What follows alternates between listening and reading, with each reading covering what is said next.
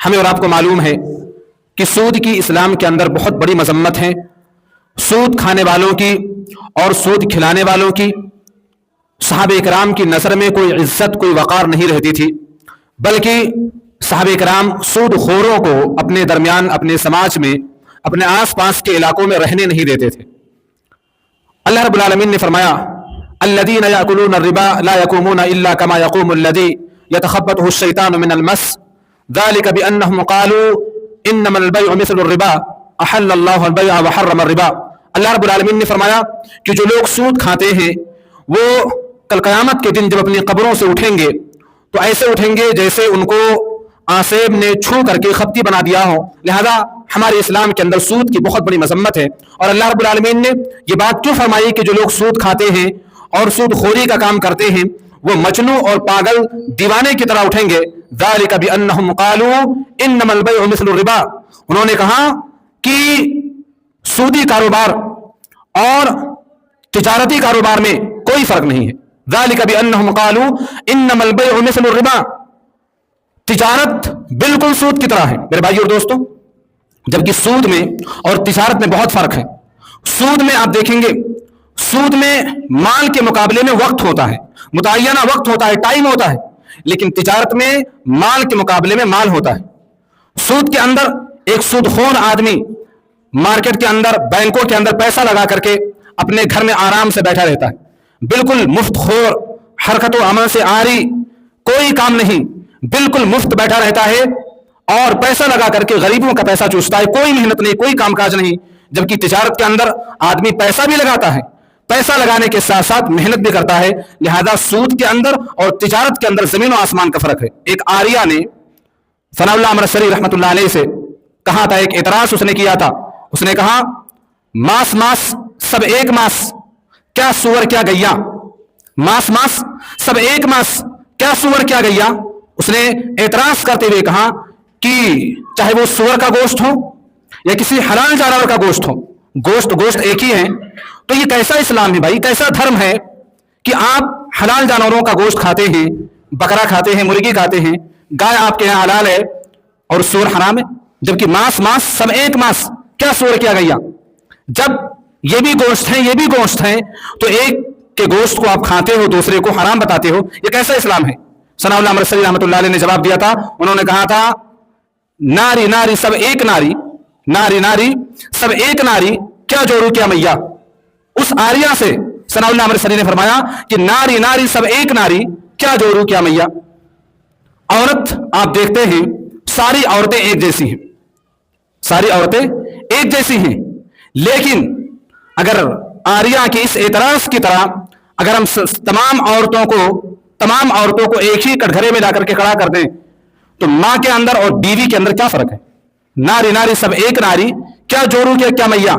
بیوی اور ماں جبکہ دونوں عورت ہیں، دونوں کی جنس عورت ہیں، تو ایک کے ساتھ آپ دوسرا ویوہار کرتے ہو، ایک کے ساتھ آپ کے تعلقات دوسرے انداز سے ہوتے ہیں، اور وہیں پر ایک دوسری عورت ہے جو ماں کی شکل میں ہے، اس کے ساتھ آپ کا انداز دوسرا ہے. لہذا اللہ رب العالمین نے فرمایا احل اللہ البیع وحرم الربا. رب کائنات نے جن جن چیزوں کو حرام قرار دیا ہے وہ حرام ہے، جن کو اللہ تعالیٰ نے حلال قرار دیا ہے وہ حلال ہے. اللہ رب العالمین نے سود کو حرام قرار دیا ہے، سود حرام ہے. تجارت کو اللہ رب العالمین نے حلال قرار دیا ہے. میرے بھائی اور دوستو، آپ کے گھروں میں سود مختلف شکلوں سے پھیلا ہوا ہے. آپ جو کاروبار کرتے ہیں مارکیٹ کے اندر، مختلف انداز میں آپ سودی کاروبار کرتے ہیں اور آپ کو اندازہ نہیں ہے، آپ کو پتہ نہیں ہے کہ آپ کو کس کس انداز سے سودی کاروبار کے اندر لپیٹا جا رہا ہے اور آپ اسے ناچنا ہے. ایک سوال میں آپ کے سامنے رکھتا ہوں کہ وہ لوگ جن کا مکمل کاروبار سودی ہے، سودی کاروبار کرتے ہیں، ان کا پورا آمدنی سودی کاروبار پر مبنی ہے، کیا ایسے لوگوں کی دعوت کو قبول کرنا یا ان کے ہدیے کو قبول کرنا جائز ہے؟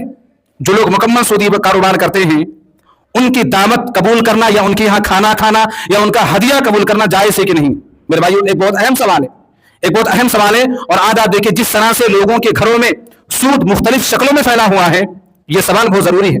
آپ کو بالکل 100% یہ یقین ہے، آپ کو پتا ہے کہ فلاں آدمی ہے ہمارے سماج کے اندر جس کی آمدنی مکمل سودی آمدنی ہے، اس کا پورا پیسہ سود پر مبنی ہے. اگر کسی کو اس بات کا یقین ہے، اس بات کا علم ہے، تو اس آدمی کے یہاں دعوت کھانے کے لیے جانا, اس کی دعوت کو قبول کرنا اور اسی طرح سے اس آدمی سے ہدیہ لینا یہ جائز اور درست نہیں ہے. اس لیے کہ حدیث گزشتہ خطبہ جمعہ کے اندر میں نے بیان کیا تھا, شاید آپ کو یاد ہوگا, نبی کریم صلی اللہ علیہ وسلم کی حدیث سنن ترمذی کی, اور اسی طرح سے دارقطنی نے بھی اس حدیث کو روایت کیا ہے. نبی کریم صلی اللہ علیہ وسلم نے فرمایا درہم ربا یاکلہ الرجل وهو يعلم اشد من 36 زنیہ, اگر کوئی آدمی سود کا ایک درہم یعنی چند پیسہ اگر وہ ایک لقمہ اگر وہ سود کا کھاتا ہے اور اسے پتا ہے کہ یہ سود ہے, آدمی اگر جان بوجھ کر کے سود کا چند ٹکا چند پیسہ اگر استعمال کرتا ہے اور اس کو پتا ہے کہ یہ سود ہے, نبی کریم صلی اللہ علیہ وسلم نے فرمایا 36 زنا سے زیادہ سخت گناہ ہے ایک لقمہ سود کھانے پر. لہذا اگر آپ کو پتا ہے کہ فلاں آدمی کا پورا کاروبار سود پر ہے تو اس کے یہاں دعوت کرنا یا اس کے یہاں دعوت کھانا, اس کے جانب سے ہدیہ قبول کرنا یہ جائز اور درست نہیں ہے. یعنی اگر کسی کے پاس کچھ ذریعہ سود پر مبنی ہے اور کچھ ذرائع جو ہے وہ حلال ذرائع پر مبنی ہے, حلال طریقے سے پیسہ آتا ہے, تو علماء نے لکھا ہے کہ اس میں آپ کو اختیار ہے. آپ کا اگر دل کرے تو آپ جائیں دعوت کھانے کے لیے, آپ کا دل اگر گوارا نہیں کرتا ہے تو آپ نہ جائیں. اختیار خاص طور پر لوگوں نے لکھا, علماء نے لکھا ہے خاص طور پر سماج کے اندر جو دینی حیثیت رکھنے والی جماعت ہے, جو دینی حیثیت رکھنے والے لوگ ہیں ان کو نہیں آنا چاہیے. مثال کے طور سے علماء کی جماعت, خطیبوں کی جماعت, واعظین کی جماعت, ان لوگوں کو سودی کاروبار کرنے والے لوگوں کے گھر پر دعوت کھانے کے لیے جانا یہ بالکل جائز اور درست نہیں ہے. اس لیے کہ وہ آدمی جو سودی کاروبار کرتا ہے, اگر کوئی امام جا کر کے اس کے گھر کھانا کھاتا ہے, اس کے یہاں جا کر کے لین دین کرتا ہے, اس کا تحفہ قبول کرتا ہے, تو سماج کے اندر ایک پورا میسج جاتا ہے کہ بھائی وہ آدمی سودی کاروبار کرتا ہے. اس کے باوجود امام صاحب گئے تھے, اس کے باوجود علماء ان کے گھر جاتے ہیں, لہذا ہمیں جانے میں کیا حرج ہے. لہذا اس آدمی کا جو بچا کچا سودی کاروبار ہے, علماء کی جانے سے, علماء کی جماعت کے جانے سے اس کی جو کچھ اور شکلیں ہیں سود کی, جو کچھ جو ذرائع ہیں ان کی تائید ہوتی ہیں. لہذا عام لوگ اگر جانا چاہیں تو جا سکتے ہیں, لیکن علماء کو خاص طور سے نہیں جانا چاہیے. اسی طرح سے ایک اور سوال کا میں جواب دے دوں کہ ہم ابھی مارکیٹ کے اندر آپ دیکھیں قسطوں پر سامان بیچنے کا بہت زیادہ چلن ہے, تو قسطوں پر سامان لینے کا کیا مسئلہ ہے میرے بھائی اور دوستو. اس میں دو چیزیں ہیں. پہلی چیز یہ ہے کہ اگر دکاندار نے آپ کے سامنے قیمت فکس کر دی ہے کہ یہ موبائل, مثال کے طور سے موبائل کا بہت زیادہ چلن ہے, یہ موبائل 20,000 روپے کا ہے, ابھی آپ پہلی قسط میں 5,000 روپیہ جمع کر دو, پہلی قسط میں 5,000 روپیہ جمع کر دو, بقیہ 15,000 روپیہ آپ 500 کر کے 6 مہینے کے اندر دے دینا. اگر آپ کے درمیان اور اس کے درمیان یہ معاملہ طے ہو جائے, اماؤنٹ فکس ہو جائے کہ موبائل اتنے کا ہی ہے اور اتنے کا ہی ملے گا, لہذا اس شکل میں آپ قسطوں پر موبائل لے سکتے ہیں. لیکن اگر کوئی دکاندار یہ کہتا ہے کہ ابھی اگر آپ اس موبائل کی قیمت پوری دے دو گے, ابھی اگر نقد آپ دے رہے ہو تو یہ موبائل 20,000 کا ہے, لیکن اگر آپ قسطوں میں لے کر کے جاؤ گے تو یہی موبائل 22,000 یا 25,000 کا ہے, اس شکل میں جائز نہیں ہے. اس لیے کہ موبائل کی جو اصل قیمت ہے وہ 20,000 روپیہ, اور 6 مہینے کے بعد اسی موبائل کی قیمت آپ سے 25,000 روپیہ لیا جا رہا ہے. یہ 5,000 روپیہ جو ایکسٹرا لیا جا رہا ہے, قیمت سے بڑھ کر کے لیا جا رہا ہے, یہی سود ہے. ابھی جو قیمت ہے اسی قیمت پر اگر آدمی دے رہا ہے 20,000 ہی ہوگا تو یہ جائز اور درست شکل ہے. بصورت دیگر ابھی اگر دے رہو تو 20 میں دے دیں گے, اگر ٹائم لوگے تو 25 میں دیں گے, یہ صحیح اور درست نہیں ہے. ایک اور میں سوال کا جواب دیتا چلوں, بہت اہم سوال ہے کہ ہمارے بینکوں میں جو سود آتا ہے, بہت سارے لوگ پیسہ جمع کر کے رکھتے ہیں, زیادہ پیسہ ہوتا ہے تو اس پہ زیادہ سود آتا ہے, اسی طرح سے کم ہوتا ہے تو کم. یعنی اگر آپ کا پیسہ بینک کے اندر جمع ہے تو بینک والے آٹومیٹک آپ کو سود دیں گے, اس پر کچھ ان کا ایک ضابطہ ہے, قانون ہے, اسی کے حساب سے, اسی فیصد کے حساب سے وہ آپ کو سود دیں گے. لہذا اس سودی رقم کا ہم کیا کریں؟ ہمارے کھاتے میں جو سود آتا ہے, حالانکہ ہم چاہتے نہیں ہیں, ہمارا اماؤنٹ جمع ہے, ہمارا پیسہ جمع ہے, اس پیسے پر سود والے اپنے حساب سے, اپنے قانون کے حساب سے سود دیتے ہیں, تو ہم اس سودی رقم کا کیا کریں؟ اس سودی رقم کا استعمال کریں, یا سوال کو اور آسان کر لے کہ سود کے مصارف کون لوگ ہیں؟ ہم سودی پیسے کو کن لوگوں پر خرچ کر سکتے ہیں اور کن لوگوں پر خرچ نہیں کر سکتے ہیں؟ میرے بھائیو اور دوستو, بہت سارے لوگ کہتے ہیں کہ ہمارے پاس جو سود کا پیسہ آتا ہے ہم اس سے ڈیزل بھروا لیتے ہیں, بائک کے اندر پیٹرول بھرا کر کے جلا دیتے ہیں. سود کے پیسے کو ہم پیٹرول جلا کر کے اس پیسے کو ہم جلا دیتے ہیں, یہ جائز نہیں ہے. آپ نے جو 1,000 روپے کا پیٹرول آپ اپنے پیسے سے بھروانے والے تھے, آپ نے سود کے پیسے سے بھروا لیا, آپ کا 1,000 روپیہ بچ گیا, اور وہی جو آپ کے پاس پیسہ بچا ہے وہی اب سود کی شکل اختیار کر لے گا. لہذا اس طرح سے حیلہ اختیار کرنا جائز اور درست نہیں ہے. سود کے مصارف آپ جان لیں اختصار کے ساتھ. سب سے پہلے علماء نے یہ بات کہی کہ بینکوں کے اندر جو سود آتا ہے اللہ رب العالمین نے فرمایا یا ایھا آمنوا اتقوا اللہ وذروا ما بقی من الربا. سود کی جو بچی کچی شکلیں ہیں، جو بھی سود ہیں، آپ اس کو چھوڑ دیں، اس کو ترک کر دیں، اس کو آپ نہ لیں. لیکن سوال یہ ہے کہ اگر ہم اس سودی رقم کو بینک کے اندر چھوڑ دیتے ہیں تو بینک والے اسی سودی پیسے سے اور بھی سودی کاروبار کو آگے بڑھائیں گے، یا آپ کے اسی سود کے پیسے سے اسلحہ خرید کر کے آپ پر ہی استعمال کیا جا سکتا ہے. لہذا علماء نے لکھا ہے کہ اگر بینک کے اندر سود آ کر کے جمع ہو گیا ہے تو آپ اس کو چھوڑے نہ، بلکہ آپ اس سود کو لے لیں، اور لینے کے بعد اگر معاشرے کے اندر، سماج کے اندر کوئی پبلکلی کام ہو رہا ہے، کوئی سماجی کام ہو رہا ہے، عوامی سطح پر کوئی کام ہو رہا ہے، آپ اس سود کو وہاں لگا سکتے ہیں. کوئی روڈ بن رہا ہے تو آپ وہاں خرچ کر دیں، نالی اگر خراب ہے تو اس کو صحیح کروا دیں. یعنی سود کے پیسے کو آدمی پرسنلی ذاتی طور سے استعمال نہیں کرے گا، وہ شکل کوئی بھی ہو. کسی غریب مسلمان کو بھی آپ نہیں دے سکتے ہیں، اس لیے کہ جس طرح سے سود آپ کے لیے حرام ہے اسی طرح سے سود ایک غریب مسلمان کے لیے بھی حرام ہے. لہذا اگر آپ کو خیر خائی کرنی ہے، آپ کو صدقہ و خیرات کرنے ہیں، آپ کو اگر کسی کی ہیلپ کرنی ہے تو آپ جائز پیسوں سے کریں. سود کے پیسے سے ہیلپ کرنا یا کسی مسلمان کی مدد کرنا یہ جائز اور درست نہیں ہے. اسی طرح سے سود کے مصارف میں ایک مصرف یہ بھی ذکر کیا جاتا ہے کہ اگر سود آپ کے پاس جمع ہو چکا ہے اور کوئی مسلمان تھا جس نے مجبوری میں نہ جانتے ہوئے بینک سے اس نے قرضہ لیا، اس نے کچھ پیسے نکالے اور اب وہ سود کے تلے دبا جا رہا ہے، وہ مسلمان جو ہے سود کے تلے دبا جا رہا ہے. لہذا آپ اپنے سود کے پیسے سے اس کے سود کو ختم کر سکتے ہیں، اس کے سود کو آپ دے سکتے ہیں، اس کو آپ بھر سکتے ہیں، یعنی سود کا پیسہ سود میں ہی چلا جائے گا. تو ایک مصرف یہ. تیسری بات یہ کہی گئی ہے کہ اگر کوئی کافر ہے، کوئی مشرک آدمی ہے اور وہ اسلام کا مخالف نہیں ہے، مسلمان مخالف نہیں ہے، تو آپ اس کمزور، اس مجبور کافر کو آپ سود کا پیسہ دے سکتے ہیں. صحیح بخاری کی روایت، صحیح بخاری کے اندر بھی حدیث ہے، ابو داؤد کے اندر بھی حدیث ہے، سنن ترمذی کے اندر بھی حدیث ہے. دلیل یہ ہے کسی کافر کو سود کا پیسہ آپ دے سکتے ہیں اگر وہ مجبور ہیں، غریب ہیں. دلیل یہ ہے صحیح بخاری کی، حضرت عمر بن خطاب رضی اللہ تعالیٰ عنہ مسجد سے نکل رہے تھے اور مسجد کے باہر ہی جسٹ باہر ایک ریشم کا کپڑا بک رہا تھا، اسے عربی زبان میں حلہ بولتے ہیں. حلہ یعنی پوشاک، جبہ، اور اس جبے کے اندر کچھ ریشم ملے ہوئے تھے، یعنی ریشم سے بنا ہوا وہ جبہ تھا. حضرت عمر بن خطاب رضی اللہ تعالیٰ عنہ نے عرض کیا اللہ کے رسول آپ اس جبے کو لے لیں، اور میری یہ خواہش ہے کہ آپ اس جبے کو خرید لیں اور جمعہ کے دن اگر کوئی وفد آئے، کوئی جماعت آپ سے ملنے کے لیے آئے تو آپ یہ جبہ پہن کر کے ان سے ملنے کے لیے جائیں تاکہ تھوڑا اچھا لگے. تو حضرت نبی کریم صلی اللہ علیہ وسلم نے حضرت عمر بن خطاب رضی اللہ تعالیٰ عنہ سے فرمایا کہ عمر، ریشم کا لباس یا ریشم وہ لوگ استعمال کرتے ہیں جن کا آخرت میں کوئی حصہ نہیں، جن کا آخرت میں کوئی حصہ نہیں. یعنی مردوں کے لیے ریشمی لباس کا استعمال کرنا یہ جائز اور درست نہیں ہے. کچھ دنوں کے بعد نبی کریم صلی اللہ علیہ وسلم کے پاس کچھ ریشمی لباس آئے، کچھ ریشمی جبے آئے بطور ہدیہ. دیکھیے سونا استعمال کرنا مسلمانوں کے لیے، مسلمان مردوں کے لیے جائز نہیں ہے، لیکن سونا ہدیہ کرنا، سونے کی آپ انگوٹھی دے دو، سونے کا آپ کوئی بھی چیز مسلمان کو آپ دے سکتے ہیں، کیونکہ وہ آدمی پھر اپنے گھر والوں میں جو عورتیں ہیں ان کو دے سکتا ہے. مسلمان ہدیہ ریشم کا یا سونے کا لے دے سکتے ہیں، گفٹ آپس میں لے دے سکتے ہیں، لیکن استعمال نہیں کر سکتے.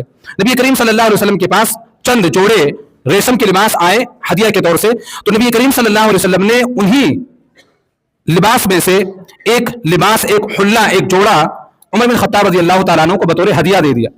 تو عمر بن خطاب رضی اللہ تعالیٰ عنہ نے جب دیکھا کہ یہ ریشمی لباس نبی نے مجھے ہدیہ کیا ہے تو سوال کیا کہ اللہ کے نبی، مسجد کے باہر جب ریشم کا لباس بک رہا تھا اور میں نے آپ کو کہا تھا کہ اللہ کے نبی آپ لے لو تو آپ نے منع کر دیا تھا. آپ نے کہا تھا کہ ریشم کے لباس وہ لوگ استعمال کرتے ہیں جن کا آخرت میں کوئی حصہ نہیں ہے. نبی کریم صلی اللہ علیہ وسلم نے حضرت عمر بن خطاب رضی اللہ تعالیٰ عنہ سے فرمایا کہ یہ ریشم کا لباس میں نے تمہیں استعمال کرنے کے لیے نہیں دیا، یہ ریشم کا لباس میں نے تمہیں پہننے کے لیے نہیں دیا ہے، یہ ہدیہ. عمر بن خطاب رضی اللہ تعالیٰ عنہ نے فکساہ عمر اخن مشرکن بمکہ، یہ حدیث کے الفاظ ہیں. حضرت عمر بن خطاب رضی اللہ تعالیٰ عنہ نے اس ریشم کے لباس کو اپنے ایک مشرک بھائی کو دے دیا جو کہ مکہ کے اندر رہتا. لہذا سود اگر آپ کے پاس ہے، آپ کے پاس وہ پیسہ جمع ہو چکا ہے تو آپ کسی ایسے کافر کو دے سکتے ہیں جو اسلام کا مخالف نہ ہو. یہ شرط ہونی چاہیے، جو اسلام مخالف اور مسلمان مخالف نہیں ہے، آپ کا ہمدرد ہے، آپ کا ہمسایہ ہے، آپ کا دوست ہے، تو آپ اس کو وہاں پر دے سکتے ہیں. آپ کسی پبلکلی کوئی کام کرا سکتے ہیں. اسی طرح سے کسی مشرک کو جو آپ کا مخالف نہ ہو، اسلام مخالف نہ ہو، آپ اس کو دے سکتے ہیں. اور تیسری بات یہ کہی گئی ہے کہ آپ کو اگر آپ چاہیں تو اس کو چھوڑ سکتے ہیں. ایک اور سوال میں آپ کے سامنے پیش کروں گا کہ کیا سودی پیسے کو دینی امور میں خرچ کر سکتے ہیں؟ मसाजिद के अंदर, मदारिस के अंदर नल लगवा दिया, टोटी लगवा दी, गेट बनवा दिया, या कोई और काम। सूद के पैसे को दीनी उमूर में खर्च करना जायज है कि नहीं? मेरे भाई और दोस्तों, सूद का कोई भी पैसा, एक भी पैसा दीनी उमूर में खर्च करना यह जायज और दुरुस्त नहीं। आपको सुनकर के हैरत होगी, मुशरिकीन मक्का ने जब खाने काबा की तामीर की प्लानिंग की और दारुल नदवा के अंदर, जब उन्होंने उस वक्त दारुल नदवा उनका पार्लियामेंट हाउस था मुशरिकों का, मीटिंग बिठाई, खाने काबा की तामीर पर, बजट पर गौर करने लगे, कितना पैसा लगेगा, पैसा कहां से आएगा। मुशरिकों ने एक सभा बुलाई, एक मजलिस बुलाई और उसके अंदर ये बात तय हुई। मुशरिकों ने कहा कि हम एक भी पैसा खाने काबा की तामीर में सूद का इस्तेमाल नहीं होने देंगे, हम खाने काबा की तामीर में एक भी पैसा हराम का इस्तेमाल नहीं होने देंगे। मेरे भाइयों और दोस्तों, शिरकिया अकीदे के बावजूद, शिरकिया अकीदे के बावजूद उस जमाने में मुशरिकों ने भी खाने काबा की तामीर में सूद का एक पैसा भी खर्च नहीं किया। इसी तरह से एक आखिरी सवाल यह है कि जो लोग बैंक की मुलाजमत करते हैं तो उनकी मुलाजमत का क्या हुक्म है? बैंक में जो लोग जॉब करते हैं, नौकरी करते हैं, उनकी नौकरी का क्या हुक्म है? और अगर वो उस पैसे से हज या उमरा करने के लिए जाते हैं तो उनका हज या उमरा कबूल होगा कि नहीं होगा? सबसे पहली बात यह है कि बैंक की मुलाजमत, जिस तरह से हिंदुस्तान के अंदर सूदी बैंक हैं, जिस तरह से हिंदुस्तान के अंदर बैंकों का निजाम है, किसी मुसलमान के लिए जायज नहीं है कि वो यहां पर रह करके बैंक की मुलाजमत करे। बैंक की कोई भी शक्ल हो, गेट मैनिंग भी नहीं कर सकता, वो गेटमैन और गार्ड भी नहीं बन सकता है वो, और जो दीगर अंदर जो काम होते हैं वो तो बदरजे औला हराम है। लिहाजा बैंक की मुलाजमत हिंदुस्तान में जिस तरह से बैंकों का निजाम है, किसी मुसलमान के लिए जायज नहीं है कि वो बैंक की नौकरी करे, बैंक में जाकर के जॉब करे। कुल्ली तौर से उलमा ने उसे हराम करार दिया है, इसलिए कि नबी करीम सल्लल्लाहु अलैहि वसल्लम की हदीस सहीह मुस्लिम की, लाना रसूलुल्लाह सल्लल्लाहु अलैहि वसल्लम आकिल रिबा व मुकिलहु व कातिबहु व शाहिदहु। नबी करीम सल्लल्लाहु अलैहि वसल्लम ने लानत फरमाई है सूद खाने वाले पर, सूद के खिलाने वाले पर, और इसी तरह से जो सूद को लिखते हैं बैठ करके बैंक में, जो लिखा पढ़ी करते हैं, उन पर भी नबी की लानत है। व शाहिदहु, और लिखना तो है ही, जो लोग गवाही देने के लिए गए हैं, हफ्ते में, महीने में एक बार अगर कोई आदमी गवाही देने के लिए जाता है, नबी करीम सल्लल्लाहु अलैहि वसल्लम ने फरमाया कि अगर कोई आदमी सूद की गवाही भी देता है तो वो सूद के खाने वाले की तरह गुनहगार है। लिहाजा हिंदुस्तान में जिस तरह से बैंकों का निजाम है, यहां पर बैंक की मुलाजमत हराम नाजायज है। रही बात अगर उसने उस पैसे से हज और उमरा किया है तो उस हज और उमरे का क्या हुक्म है? वो हज और उमरा भी कबूल नहीं होगा, वो हज और उमरा भी कबूल नहीं होगा। नबी करीम सल्लल्लाहु अलैहि वसल्लम की हदीस है, इन्नल्लाह तय्यिबुन ला यक़बलु इल्ला तय्यिबन, अल्लाह ताला पाक है और वो पाकीज़ा चीजों को ही कबूल करता है। और आगे अल्लाह रब्बुल आलमीन ने नबी करीम सल्लल्लाहु अलैहि वसल्लम ने फरमाया, एक आदमी का तज़किरा किया, लंबी हदीस है, सही मुस्लिम की, एक मुसाफिर सफर से हारा थका, बाल बिखरे बिखरे, गर्द गुबार से हटा हुआ एक नौजवान, एक आदमी का जिक्र किया नबी करीम सल्लल्लाहु अलैहि वसल्लम ने। वो सफर से आ रहा है और सफर में रहते हुए, सफर में आ करके वो अपने हाथों को फैलाता है, अल्लाह रब्बुल आलमीन से दुआ करता है, या रब्बी या रब्बी, ऐ मेरे रब, ऐ मेरे रब। इस तरह से आजिज़ी और इंकिसारी करते हुए वो अल्लाह रब्बुल आलमीन से दुआ मांगता है। नबी करीम सल्लल्लाहु अलैहि वसल्लम ने फरमाया, व मतअमहु हरामुन व मशरबहु हरामुन व मलबसहु हरामुन व गुज़िया बिल हरामी। नबी करीम सल्लल्लाहु अलैहि वसल्लम ने फरमाया कि उसका खाना हराम, उसका पीना हराम, उसके बदन पर जो लिबास है वो लिबास हराम है। अल्लाह रब्बुल आलमीन उसकी दुआ को कैसे कबूल कर सकता है?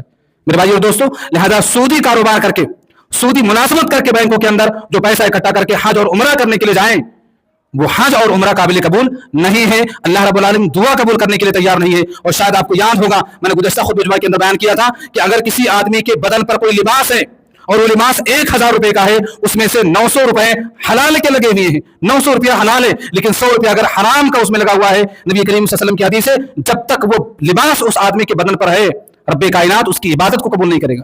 मेरे भाई और दोस्तों, लिहाजा सूद की खतरनाकी को समझते हुए, सूद की जो मसम्मत है उसको समझते हुए, हमें और आपको सूद की तमाम शक्लों से दूर रहने की जरूरत है, सूद से अपने आप को बचाने की जरूरत है। नबी करीम सल्लल्लाहु अलैहि वसल्लम की हदीस है कि अगर कोई आदमी एक लुकमा हराम का खाता है, पेट में एक लुकमा, शिकम सेर होकर के नहीं, पेट भर करके नहीं, पूरा दस्तरखान सूद के पैसे से भरा हुआ है, ऐसा नहीं, एक लुकमा अगर बंदा सूद का खा ले और जब तक एक लुकमा उसके पेट में है, नबी करीम सल्लल्लाहु अलैहि वसल्लम ने फरमाया, एक लुकमा हराम का खाने की वजह से अल्लाह ताला 40 दिन तक उसकी इबादत को कबूल नहीं करता। 40 दिन तक एक लुकमा हराम का खाएं, अल्लाह ताला आपकी 40 दिन की इबादतों को कबूल नहीं करेगा। मेरे भाइयों और दोस्तों, हम जो नमाजें छोड़ते हैं और भी जो दीगर चीजें छोड़ते हैं, गुनाह करते हैं, ये तो है ही है। हम जो खाना खाते हैं दस्तरखान में, सुबह शाम जो नाश्ता करते हैं, जो खाना खाते हैं, यहाँ भी हमें और आपको गौर करने की जरूरत है कि हमारे दस्तरखान पर जो खाना आ रहा है वो खाना कैसा, हम जो लुकमा खा रहे हैं वो लुकमा कैसा है। हमें और आपको ایک ایک چیز پر غور کرنے کی ضرورت ہے میرے بھائی اور دوستو. نبی کریم صلی اللہ علیہ وسلم کی حدیث ہے الدنیا جنت الکافر وسجن المومن.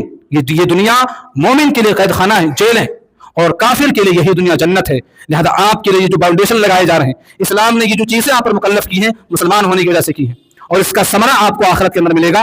اور جو کافر ہیں یہ دنیا ان کے لیے جنت ہے, وہ اپنی زندگی جیئیں, تھار چلائیں, بڑی سے بڑی گاڑیاں یوز کریں, بڑے سے بنگلے کے اندر رہیں سودی کاروبار کر کے. آپ ان کو دیکھ کر کے آپ ان پہ رشک نہ کریں. اسلام نے آپ کو جو نظام دیا ہے, آپ پر جو پابندیاں لگائی ہیں, آپ ان پابندیوں کے پالن کریں, ان پابندیوں کی پاسداری کریں. اللہ رب العالمین آپ کو اس کا ثمرہ, اس کا بدلہ اللہ تعالیٰ آپ کو جنت کے اندر دے گا.